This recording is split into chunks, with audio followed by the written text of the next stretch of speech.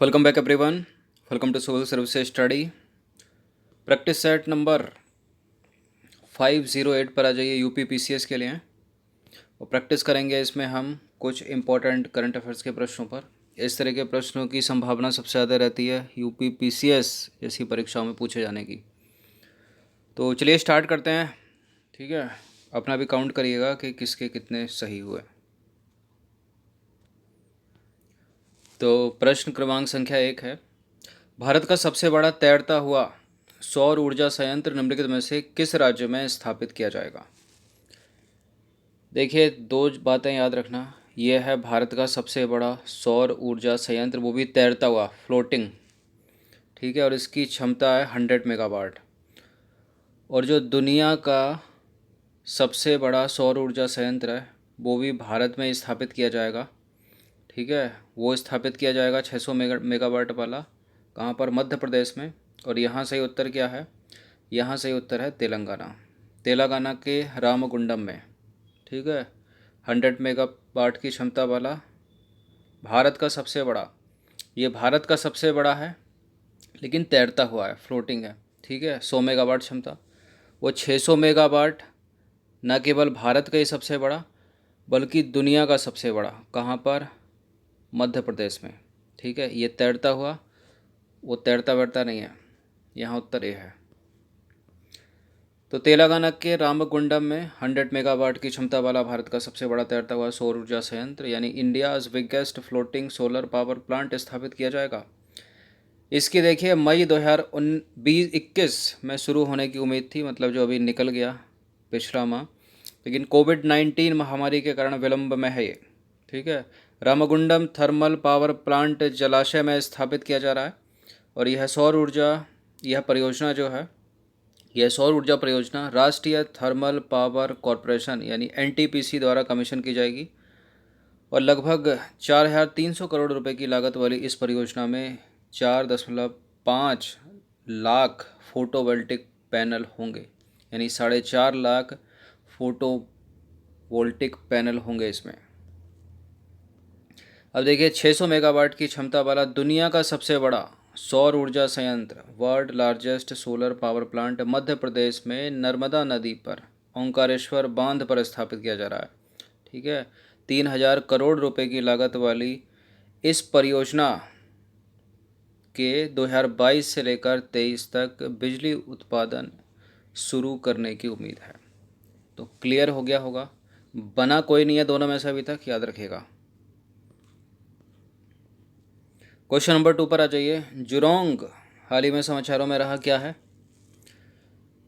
Zhurong जो हाल ही में समाचारों में रहा एक मार्स रोवर है। किसका? वो भी पहला मार्स रोवर है। ठीक है, इसलिए इम्पोर्टेंट है। चीन का प्रथम मार्स रोवर, मंगल। तो जुरोंग चीन का प्रथम मार्स रोवर है। यह नाम चीन के पारंपरिक अग्नि देवता के नाम पर रखा गया है। क्वेश्चन नंबर 3 पर आ जाइए। दो स्टेटमेंट के साथ बताइए कौन सा करेक्ट होगा। जुरोंग रोवर को चीन के मंगल अभियान तियानवेन-1 प्रोब के साथ भेजा गया है और तियानवेन-1 के निर्धारित लक्ष्यों में मंगल ग्रह की सतह एवं भूविज्ञान का विश्लेषण और मानचित्रण, जल और बर्फ की खोज तथा जलवायु एवं सतह के वातावरण का अध्ययन करना शामिल है। सभी शामिल है ये तो, ये सब चीज़ खोजने के लिए तो जाते हैं देश। करेक्ट है दोनों के दोनों स्टेटमेंट और सी हो जाएगा इसका आंसर। क्वेश्चन नंबर 4 पर आ जाइए। हाल ही में ट्रैकोमा को उन्मूलित करने वाला दूसरा अफ्रीकी राष्ट्र कौन सा बन गया है? देखिए, पहला तो है कौन सा? घाना। और दूसरा भी ट्रैकोमा का उन्मूलन करने के कारण जो है अफ्रीकी राष्ट्र हाल ही में समाचारों में रहा, उसका नाम है गैम्बिया। यहाँ पर उत्तर क्या हो जाएगा? गैम्बिया। ट्रैकोमा आँख से जुड़ी बीमारी है। ठीक है, एक तरह से फ्लू। और भारत ने ट्रैकोमा का उन्मूलन किया नहीं किया? अभी तक कर चुका है भारत 2017। और वैश्विक स्तर पर भी इसका उन्मूलन करना है। कब तक? जैसे टीबी का 2025 तक करेगा भारत, तो विश्व स्तर पर ट्रैकोमा का करना है 2030 तक, आने वाले 9 वर्षों में। तो हाल ही में गैम्बिया जो है ट्रैकोमा को उन्मूलित करने वाला दूसरा अफ्रीकी राष्ट्र बन गया है, इसलिए न्यूज़ में है ये। पहला घाना था, याद रखना। ठीक है, अब ये प्रश्न का उत्तर दीजिए। तो भारत ने निम्नलिखित में से किस वर्ष ट्रैकोमा का उन्मूलन कर दिया था? तो 2017 में कर चुका है भारत, अभी बताया था। तो भारत ने वर्ष 2017 में ट्रैकोमा का उन्मूलन कर दिया था। और ट्रैकोमा एक संकरण रोग है, आँख से जुड़ी बीमारी है। कैसे होता है ये होता है एक बैक्टीरिया के द्वारा, एक जीवाणु के द्वारा। ठीक है, क्या है इस जीवाणु का नाम? क्लेमाइडिया ट्रैकोमेटिस। क्लेमाइडिया ट्रैकोमेटिस के कारण होता है, और नेत्र में जब बार बार संक्रमण होता है तब होता है ट्रैकोमा। विश्व स्वास्थ्य संगठन ने वर्ष 2030 तक ट्रैकोमा के वैश्विक उन्मूलन का लक्ष्य निर्धारित किया है। क्वेश्चन नंबर 6 पर आ जाइए। निम्नलिखित कथनों पर विचार करेंगे, दो स्टेटमेंट के साथ बताइए कौन सा करेक्ट होगा। हाल ही में भारत सरकार की प्रमुख वैज्ञानिक सलाहकार ने विभिन्न आयु समूहों में नागरिकों के मानसिक स्वास्थ्य कल्याण को बढ़ावा देने के लिए मानस ऐप का शुभारंभ किया है। ठीक है, और मानस जो है mental health and normally augmentation system है, जो इसका पूर्ण रूप है मेंटल हेल्थ एंड नॉर्मली, ठीक है, नॉर्मलसी ऑगमेंटेशन सिस्टम। बिल्कुल ये करेक्ट है दोनों के दोनों स्टेटमेंट, और सी है इसका आंसर, मानस। ट्राइफेड की स्थापना कब हुई थी? ट्राइफेड में टी का मतलब है ट्राइबल, 1987। तो भारतीय जनजाति सहकारी विपणन विकास महासंघ की स्थापना हुई थी कब? 1987 में। इंग्लिश में क्या बोलते हैं इसको? Tribal cooperative marketing development federation of India, TRIFED. देखिए, यह जनजातीय कार्य मंत्रालय के अंतर्गत कार्यरत एक राष्ट्रीय स्तर का संगठन है। इसका उद्देश्य है जनजातीय उत्पादों को विपणन की सुविधा प्रदान करके जनजातीय लोगों के सामाजिक और आर्थिक विकास को सुनिश्चित करना। क्वेश्चन नंबर 8 पर आ जाइए। Stockholm International Peace Research Institute के अनुसार भारत वर्ष 2020 में, यानी पिछले वर्ष, सैन्य खर्च करने वाला दुनिया का कौन सा देश है? बताइए। सैन्य व्यय करने वाला भारत। अच्छा, सैन्य व्यय करने वाला दुनिया का टॉप कौन सा है? टॉप कंट्री अमेरिका, उसके बाद है चीन, और उसके बाद है भारत। तो भारत का हो गया तीसरा स्थान। तो Stockholm International Peace Research Institute के अनुसार भारत वर्ष 2020 में विश्व में तीसरा सबसे बड़ा सैनिक खर्चा करने वाला देश है। पहले स्थान पर है अमेरिका और दूसरे स्थान पर है चीन। इम्पोर्टेंट है। पाइथन 5 निम्नलिखित में से क्या है? ड्रोन है, हल्का लड़ाकू विमान है, मिसाइल है। न्यूज़ में थी अभी पाइथन 5, ठीक है, और इसको जो है, जो तेजस हल्का लड़ाकू विमान है ना अपना, उसमें ऐड करके इसको मारा जा सकता है। ठीक है, तो मिसाइल है एक। तो पाइथन 5 जो है एयर टू एयर, ठीक है, एयर टू एयर मिसाइल है, एयर टू एयर। और हाल ही में भारत के स्वदेशी हल्के युद्धक विमान तेजस द्वारा 5वीं पीढ़ी की Python air to air missile को अपने हथियारों की क्षमता में शामिल किया गया है। ठीक है, उस तेजस के नीचे अटैच होकर जो है ये मार कर सकती है, यहाँ अटैच हो जाती है नीचे।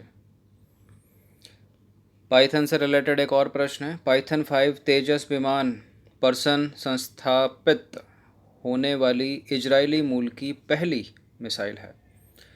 ठीक है, और यह एक इंफ्रारेड गाइडेड मिसाइल है जिसकी परास न्यूनतम 20 किलोमीटर है। बिल्कुल, इसकी परास न्यूनतम 20 किलोमीटर है, लेकिन ये इजरायली मूल की पहली नहीं है, दूसरी है इजरायली मूल की। ठीक है, तो इस तरह से भी स्टेटमेंट बनाकर करवा सकते हैं एग्जामिनर आपके। तो करेक्ट है केवल पहला वाला, करेक्ट है केवल दूसरा वाला स्टेटमेंट, पहला वाला इनकरेक्ट है, बी है इसका आंसर फिलहाल, क्योंकि सत्य पूछा है। तो पाइथन 5 तेजस विमान पर संस्थापित होने वाली इजरायली मूल की, ठीक है, दूसरी एयर टू एयर मिसाइल है। संस्थापित का मतलब है स्थापित होने वाली, उसके साथ जुड़ने वाली, अटैच होने वाली, उसके साथ जो है मार करने वाली, जोड़कर नीचे अटैच हो जाती है।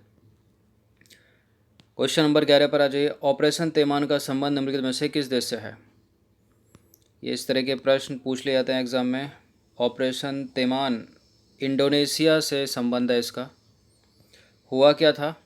देखा, 53 कर्मियों के साथ लापता इंडोनेशियाई पनडुब्बी, एक पनडुब्बी इंडोनेशिया की 53 कर्मियों के साथ लापता हो गई थी। उसको ढूंढने के लिए भारतीय नौसेना ने, ठीक है, एक रेस्क्यू किया था, डीप सबमर्सेज रेस्क्यू वेसल तैनात किया था।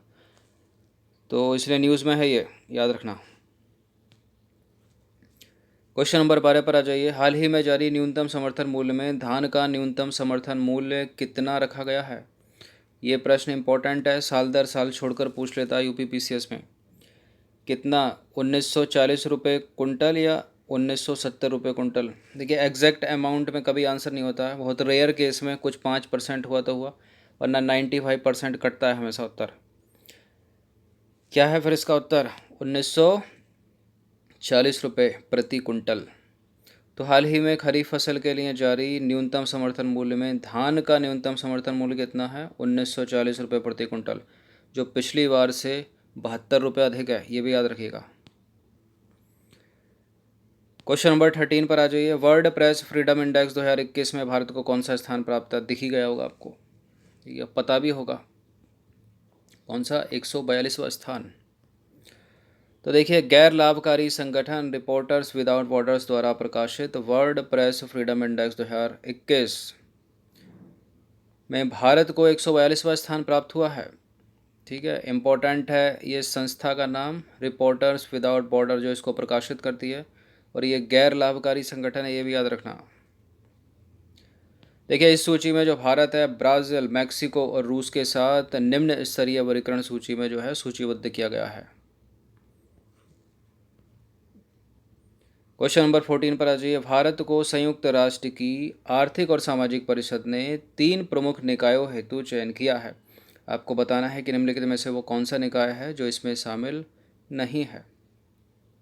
अपराध रोकथाम और आपराधिक न्याय आयोग, यूएन वुमेन का कार्यकारी बोर्ड, विश्व खाद्य कार्यक्रम का कार्यकारी बोर्ड, महिलाओं की स्थिति पर संयुक्त राष्ट्र आयोग।